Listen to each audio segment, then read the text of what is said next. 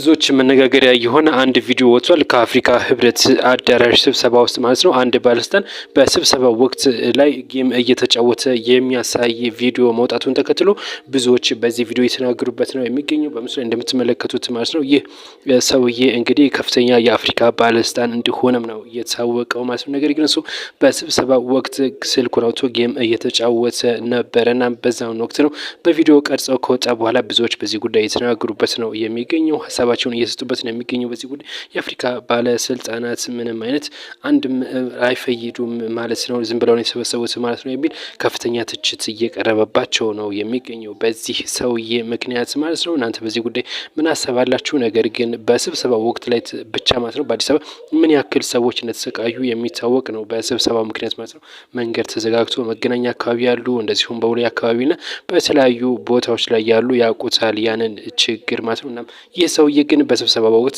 ስልኩን ከፍቶ ጌም መጫወቱ ምን ያክል ንቀት ነው የሚልም እንደዚሁ ትችት እየቀረበበት ነው የሚገኘው። እናንተ ምን ትሉታላችሁ? ይህን ሰውዬ ሀሳብ አስተያየታችሁን ማስቀመጥ ትችላላችሁ። እኛ ግን መረጃውን አደረስንላችሁ። ሰውየው ግን በጣም